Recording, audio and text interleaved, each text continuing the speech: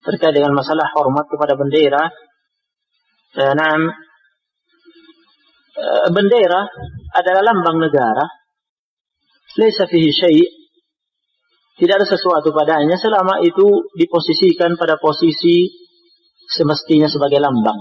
Pada masa Nabi SAW juga ada royah, ada bendera perang sebagai lambang. Nah, selama bendera royah itu berkibar, berarti menunjukkan pemerintahan itu pasukan dalam perang atau pemerintahan itu masih berjaya. Nah, ya, itu lambang. Nah, tidak ada apa-apa padanya. Hanya sebatas itu. Nabi SAW dan para sahabat tidak pernah melakukan upacara penghormatan bendera, tidak pernah menghormati bendera dan seterusnya. Hanya difungsikan sebagai lambang itu saja. Nah, ya. Baik. Ini yang perlu diketahui. Nah, adapun kalau sudah diposisikan dalam bentuk ghulu, ekstrim, berlebihan, mengandung unsur penghormatan, pemuliaan, lebih dari yang semestinya, maka di sinilah yang dikhawatirkan mengarah kepada syirik.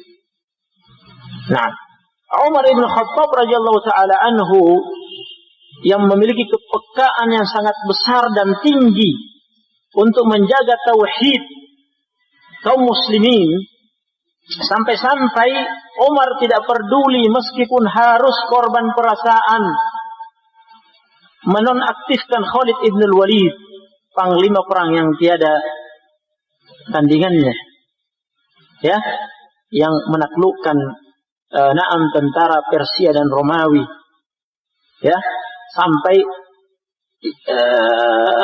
tidak pernah kalah dalam perangnya, ya, tersisa nafas terakhir yang dimiliki oleh tentara Persia dan kekuatan terbesar Romawi pada perang Yarmuk sudah remuk oleh Khalid ibn al-Walid. Bayangkan, ya, kekuatan ratusan ribu dilawan kekuatan puluhan ribu, remuk oleh Khalid bin Walid.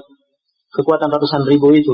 Sehingga dengan perang Yarmuk itu sudah jadi ukuran bagi Romawi. Tidak mungkin bisa melawan Khalid bin Walid. Karena kekuatan mereka sudah tidak bisa berkumpul sebanyak itu setelahnya. Itu sudah kekuatan terbesar di Yarmuk. Itu diremukkan di Yarmuk. Setelah itu tidak bisa lagi berkumpul kekuatan pasukan sebesar itu. Dan mereka di mana-mana minta sul, lari, kacau, ini dan seterusnya. Nah, bertepatan dengan kematian Abu Bakar As-Siddiq waktu itu. Kemudian Umar bin Khattab yang jadi pemimpin, khalifah. Umar bin Khattab melihat gejala di kalangan kaum muslimin, mereka khawatir dengan melihat kaum muslimin khawatir terhadap Khalid ibn al-Walid karena kehebatannya dan tidak pernah kalah. Kalau pasukan-pasukan Romawi Persia itu menganggap dia punya sihir, kayak jin, ini dan itu, luar biasa sudah, mereka sudah tidak garuan. Nah, dengar namanya sudah tergetir mereka. Kaum muslimin pun dikhawatirkan oleh Umar ibn Khattab. Khawatir hulu nanti terhadap Khalid ibn al-Walid dan khawatir bergantung kepada Khalid ibn al-Walid, ya, dan khawatir bahwa kemenangan itu karena semuanya Khalid ibn al-Walid, padahal itu pertolongan dari Allah Subhanahu wa taala, ya. Dengan sebab diantaranya perjuangan Khalid bin Walid, keikhlasannya dan kehebatan taktik perangnya yang Allah berikan padanya. Maka pada perang Yarmuk, maka Umar bin Khattab mulai dari situ dia dinonaktifkan sebagai panglima oleh Umar bin Khattab pada saat kaum muslimin sangat membutuhkan Khalid. Nah, dan komandan-komandannya sangat membutuhkannya dan mereka semuanya betul-betul terpukul dengan itu. Mereka semua sabar. Umar di akhir, yakni sampai 2 kali penonaktifan itu. Ala kulli hal, di akhir kisah Umar menerangkan, kenapa saya melakukan itu kepada Khalid? Karena saya takut umat Islam menyangka bahwa semua kemenangan itu dari Khalid. Berbahaya ke tauhidnya umat Islam. Nah, memang luar biasa kepekaan Umar. Nah, di antara terkait dengan tauhid, Umar ketika berhaji, ketika dia hendak mencium Hajar Aswad, Umar sengaja mengatakan, inni la a'lamu annaki hajar. Laula anni ra'aitu Rasulullah sallallahu alaihi wasallam yuqabbiluk, ma qabbaltuk. Saya sungguh sangat tahu kamu itu, wahai Hajar Aswad, hanya sebuah batu yang tidak bernyawa, tidak lebih dari itu. Seandainya bukan karena saya melihat Rasul menciummu, saya tidak akan menciummu. Ya, yang dikhawatirkan ya orang-orang salah paham kemudian merusak tauhidnya, mencium Hajar Aswad, dianggap Hajar Aswad sakti, punya barokah. Ini apa yang terjadi, kita lihat sebagian kaum muslimin kalau berhaji pembekalannya itu Hajar Aswad. Seakan-akan sudah tujuannya ke sana harus dapat Hajar Aswad. Nah, ada apa dengan Hajar Aswad?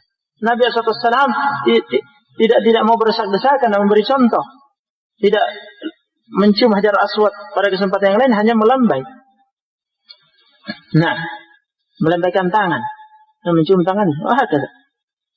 Nah, artinya ini jadi dasar bagi kita. Begitu pula bendera dan semacamnya. Kami tahu kamu hanya sebuah kain yang berkibar, ya, lambang negara. Ada apa saya hormati begini? Ini kan mengandung apa? Ini kan namanya juga hormat. Namanya hormat. Hormat itu berarti menghormati, memuliakan. Ada apa? Nah, ya.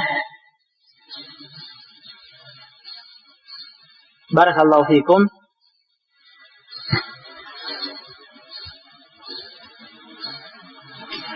Tapi seandainya suatu saat kita dalam kondisi dipaksa dan ya ada petugas misalkan di samping kita, kalau tidak hormat bisa membahayakan kita, ya kita mungkin berusaha berhilah mencari selamat dengan misalkan kita niatkan begini hanya untuk menutup kening kita gitu, yang penting. Nah,